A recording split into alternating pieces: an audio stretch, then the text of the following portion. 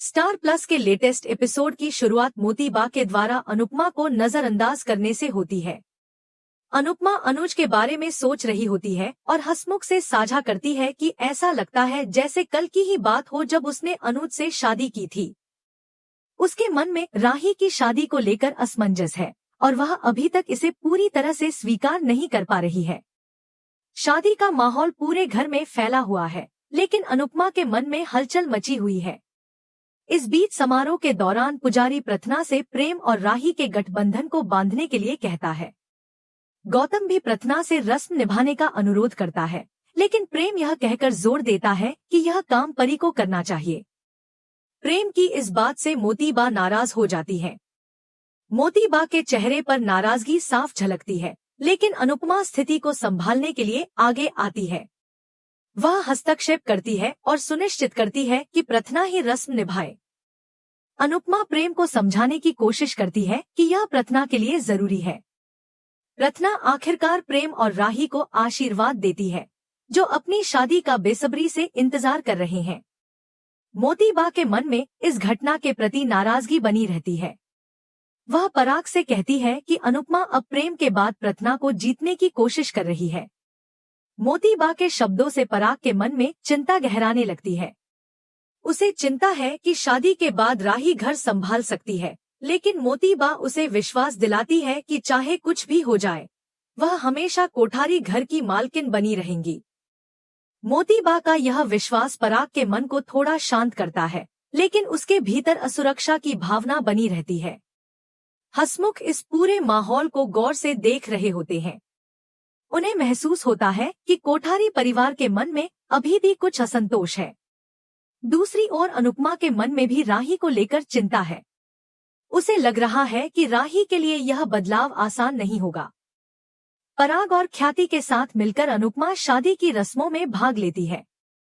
जब पुजारी प्रेम और राही को उनकी प्रतिज्ञाओं के लिए तैयार करता है, तब अनुपमा उनके महत्व को समझाती है।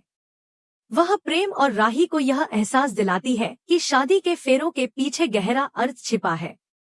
मोती बा इस बात पर जोर देती है कि गुजराती शादी में फेरों का विशेष महत्व है। वह चाहती है कि रस्में पूरे रीति रिवाज से निभाई जाएं। अनुपमा इस दौरान प्रेम और राही को प्रतिज्ञाओं के माध्यम से मार्गदर्शन देती है। वह दोनों को समझाती है कि ये प्रतिज्ञाएं केवल एक रस्म नहीं है, बल्कि इनका जीवन भर के रिश्ते में विशेष महत्व है। इस दौरान परितोष और अंश भी जोड़े के लिए अनुष्ठान करते हैं।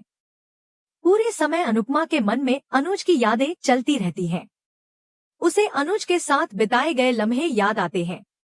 वह खुद को उन यादों से बाहर लाने की कोशिश करती है, लेकिन अनुज की यादें उसके दिल से हट नहीं रही होती हैं।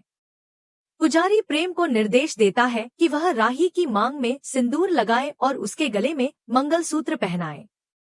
प्रेम धीमे कदमों से आगे बढ़ता है और पूरी श्रद्धा से राही की मांग में सिंदूर भरता है।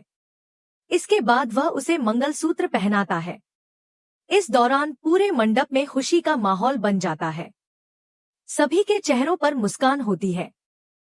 अनुपमा के चेहरे पर भी हल्की सी मुस्कान होती है, लेकिन उसके मन में अनुज की कमी साफ झलकती है। प्रेम और राही की शादी की रस्में पूरी हो जाती हैं, लेकिन अनुपमा के दिल में एक खालीपन सा महसूस होता है। वह खुश होते हुए भी भीतर से असंतुष्ट महसूस कर रही होती है।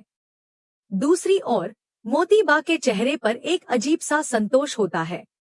उसे लगता है कि सब कुछ उसकी योजना के अनुसार हो रहा है। पराग के मन में भी कुछ असमंजस बना रहता है। उसे लग रहा होता है कि शादी के बाद घर की स्थिति किस ओर जाएगी, यह देखना दिलचस्प होगा।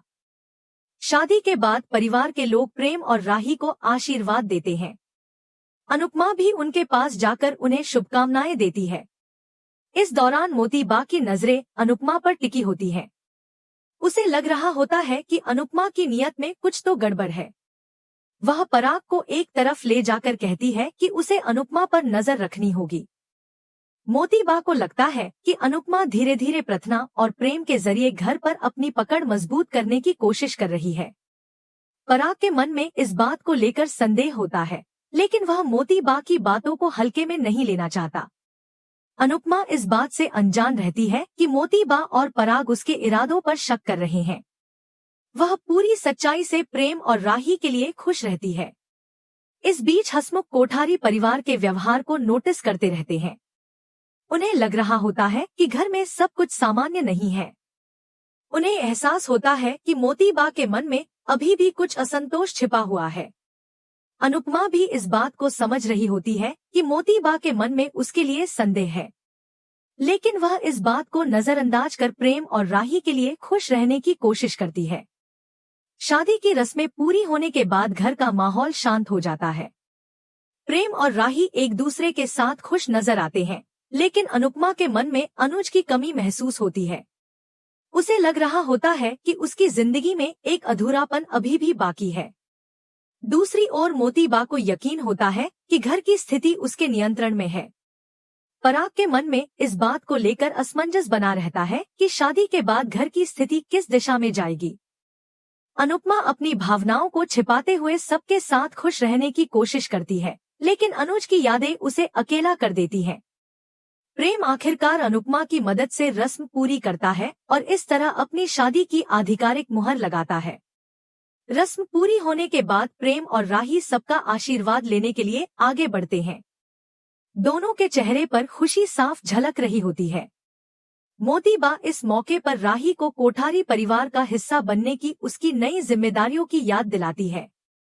मोतीबा के चेहरे पर एक अलग सा संतोष नजर आता है, मानो वह इस बात से खुश हो कि अब राही कोठारी परिवार का हिस्सा बन गई है और उस पर उसकी पूरी पकड़ रहेगी। इसी बीच प्रेम पराग और ख्याति का आशीर्वाद लेने से इनकार कर देता है। इस बात से माहौल में हल्का सा तनाव पैदा हो जाता है, लेकिन अनुपमा तुरंत हस्तक्षेप करती है। वह प्रेम को समझाती है कि पराग और ख्याति का आशीर्वाद लेना जरूरी है। अनुपमा के समझाने पर प्रेम आखिरकार पराग और ख्याति का आशीर्वाद लेता है। माहौल फिर से हल्का हो जाता है। इसके बाद नवविवाहित जोड़ा अनुज का भी आशीर्वाद मांगता है। अनुपमा उन्हें सच्चे मन से अपनी जिम्मेदारियों को निभाने की सलाह देती है। वह प्रेम और राही से कहती है कि एक दूसरे के प्रति सच्चाई और विश्वास ही उनके रिश्ते की मजबूती की नींव बनेगी। माही नवविवाहित जोड़े को दिल से बधाई देती है। लीला प्रेम और राही को अगली रस्म के लिए तैयार रहने को कहती है।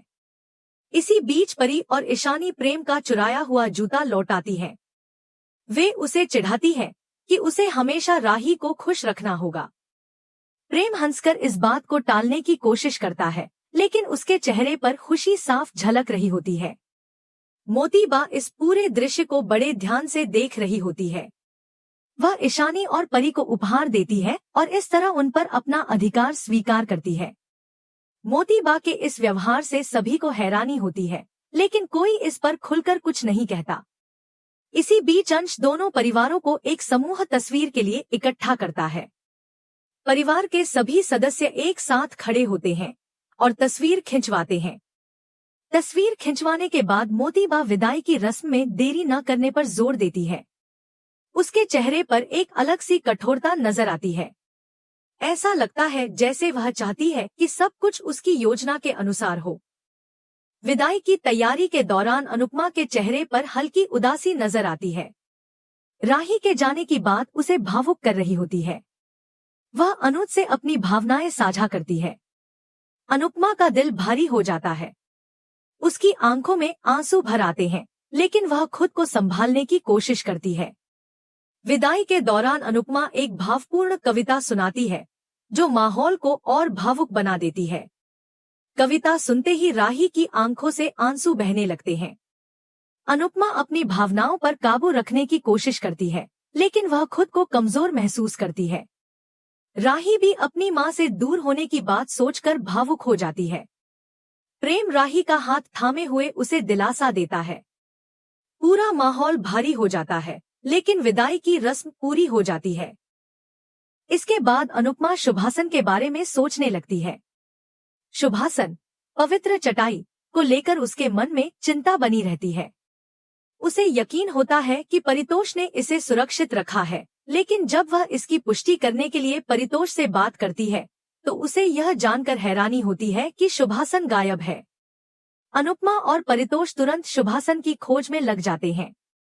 वे इसे हर जगह ढूंढते हैं, लेकिन शुभासन का कोई निशान नहीं मिलता। अनुपमा के मन में बेचैनी बढ़ने लगती है। परितोष भी चिंतित हो जाता है।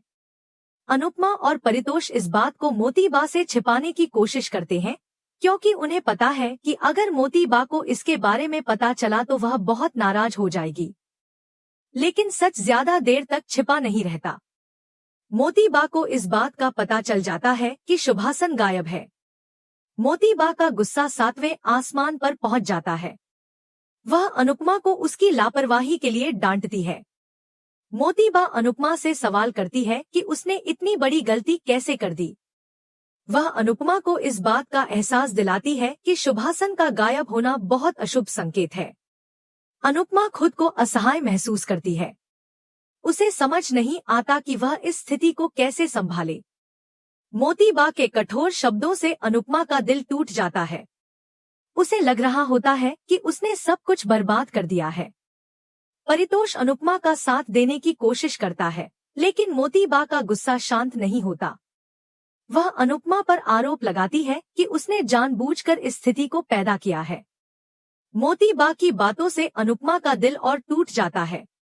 उसे लग रहा होता है कि उसकी सारी कोशिशें विफल हो गई है। मोतीबा के आरोपों से अनुपमा के मन में अपराध बोध की भावना पैदा हो जाती है। अनुपमा स्थिति को संभालने की कोशिश करती है, लेकिन मोतीबा का गुस्सा थमने का नाम नहीं लेता। दूसरी ओर हसमुख इस पूरे घटनाक्रम को शांत भाव से देख रहे होते हैं। उन्हें लग रहा होता है कि स्थिति जल्द ही और गंभीर हो सकती है। अनुपमा के मन में इस बात को लेकर असमंजस बना रहता है कि शुभासन आखिर कहाँ गया। परितोष उसे सांत्वना देने की कोशिश करता है, लेकिन अनुपमा के मन में बेचैनी बनी रहती है। मोतीबा के कठोर शब्द अनुपमा के दिल को गहरे तक चुभते हैं। अनुपमा सोच रही होती है कि क्या वह इस स्थिति को संभाल पाएगी या नहीं। मोतीबा के गुस्से से घर का माहौल और तनावपूर्ण हो जाता है। अनुपमा के दिल में अपराध बोध और असुरक्षा की भावना गहराने लगती है। मिलते हैं अगले एपिसोड में, तब तक के लिए जय श्री कृष्णा।